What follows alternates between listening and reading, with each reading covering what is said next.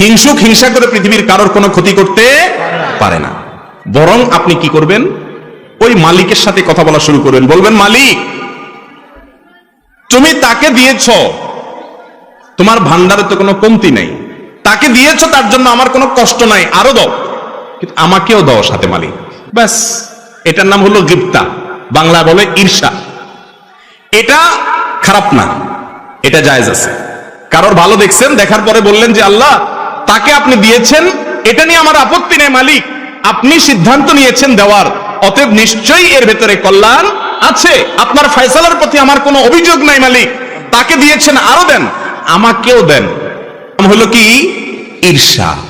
এই ঈর্ষাটা হিংসার মতো নিন্দনীয় বা খারাপ না। যদি আপনার মনের ভেতরে কারোর প্রতি হিংসা হয়, আল্লাহর কসম করে বলতেছি, পরীক্ষা করে দেখেন, নিজের ভেতরে অ্যাপ্লাই করে দেখেন, প্রয়োগ করে দেখেন।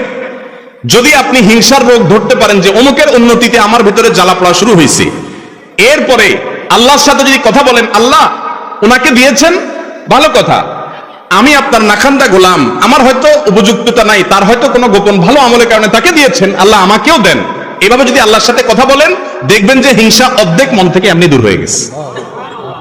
এরপরে দ্বিতীয় যে কাজটা করবেন তা হলো, তারপরেও যদি দেখেন না চিনচিন করে জলে জলে, এবার অ্যান্টিবায়োটিক দিবেন। অ্যান্টিবায়োটিক কি জানেন? অ্যান্টিবায়োটিক হলো নিজের প্রতি নিজের সংগ্রাম। এবার এটাকে বলে আত্মসংগ্রাম, নিজের বিরুদ্ধে নিজে যুদ্ধ করতে হবে। এখন এবার আপনাকে অ্যান্টিবায়োটিকে যেতে হবে, অপারেশনও বলতে পারেন।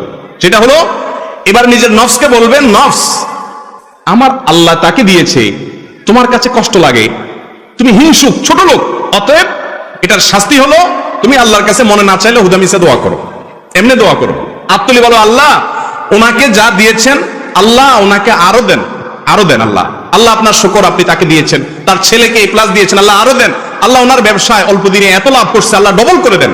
মনে চাবে না, কিন্তু মনের বিরুদ্ধে মুখে আল্লাহর কাছে কি করবেন?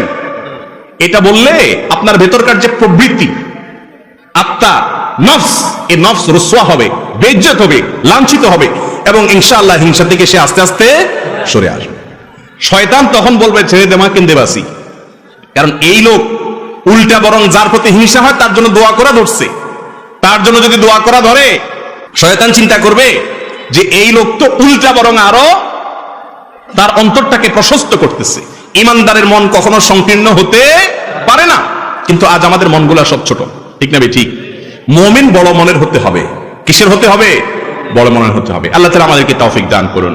ভাইরা আমার, হিংসা নামক এই রোগ, এটা থেকে মুক্তির জন্য আমাদের প্রাণপণ লড়াই চালাতে হবে নিজের বিরুদ্ধে। কারণ গুপ্তঘাতক হিংসা, এটা কি?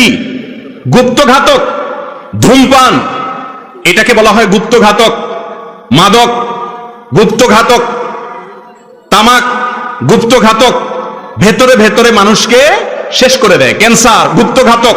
ঠিক তেমনি ভাবে একজন ইমানদারের জন্য, তার আমলের জন্য, তার ইমানের জন্য গুপ্তঘাতক হলো হাসাদ বা হিংসা। আল্লাহ তাআলা আমাদের সবাইকে, আমাদের অন্তরগুলোকে পরিষ্কার করার তৌফিক নসিব করুন। ভাইরা আমার, কারোর প্রতি যখন হিংসা হবে, আপনি যখন নিজের বিরুদ্ধে সংগ্রাম করে হিংসাটা দূর করতে পারবেন, একটু চেষ্টা করলে দেখবেন যে দূর হয়ে গেছে ইনশাআল্লাহ। দূর হয়ে গেলে দেখবেন আপনার মনের ভিতরে শান্তি আসবে। ওনার উন্নতি দেখলে আর কষ্ট হবে না, তখন কি হবে? শান্তি আসবে। মনে হবে যে আল্লাহ ওনাকে দিয়েছেন, দেখ আল্লাহ তো অভাব নেই, আমাকেও দেখ। এটা যখন করবেন তখন আল্লাহ তাআলা আপনাকেও ইনশাআল্লাহ দিবেন। আর যদি হিংসা করেন, তাহলে ওনাকে আল্লাহ দিচ্ছে, আল্লাহ হিংসুককে কোনোদিন দেয় না। আপনাদের সমাজে আপনারা একটু ডানাভাবে খেয়াল করে দেখেন, যারা হিংসা করে আল্লাহ রাব্বুল আলামিন হিংসুকদেরকে কখনো দেন না। ওইগুলা জ্বলে পুড়ে খাসিরাত দুনিয়া ওয়াল আখিরা, আমসালা দুইটাই চলে যায়, দুনিয়া আখিরাত দুইটাই বরবাদ হয়ে যায়। হিংসা করে কোনো লাভও হয় না, আর ভেতর ভেতরে জ্বলে জ্বলে আরো শেষ হয়। ঠিক না ঠিক? হিংসা করলে কি মনে শান্তি লাগে? কথা বলেন। কারোর প্রতি হিংসা হলে কি নিজের মনে শান্তি লাগে? মনে অস্থিরতা লাগে না? অতএব কারোর প্রতি হিংসা করবেন না আপনার নিজের স্বার্থে। কার স্বার্থে? কারণ হিংসা ছাড়লে আপনার আরাম হবে, আর হিংসা করলে আপনার ব্যারাম হবে, কষ্ট হবে, দুঃখ বাড়বে, জ্বালা শুরু হবে, হার্ট অ্যাটাকও করতে পারেন। ঠিক না ঠিক? আল্লাহ তাআলা আমাদের সবাইকে অন্তরের এই গুনাহ এবং অপরাধ থেকে বেঁচে থাকার তৌফিক দান করুন। নাম্বার 2, অনিয়ন্ত্রিত ক্রোধ, সীমাহীন রাগ আমাদের মধ্যে আছে না নাই? বদমেজাজি, এগুলোকে আমরা গুনাহ মনে করি না, কিন্তু বরং অনেক সময় এগুলোকে আমরা খুব গর্ব করে বলি, আরে উল্টা পাল্টা দেখলে আমার চান্দি গরম হয়ে যায়, বলে না? ফুটানি মেরা রোগী রোগ ধরতেই পারে নাই, উল্টা বরং রোগ নিয়ে গর্ব করতেছে। এর নাম হলো মূর্খ, বদমেজাজ, হটমেজাজ, কথায় কথায় রাগ নিয়ন্ত্রণের বাইরে চলে যায়।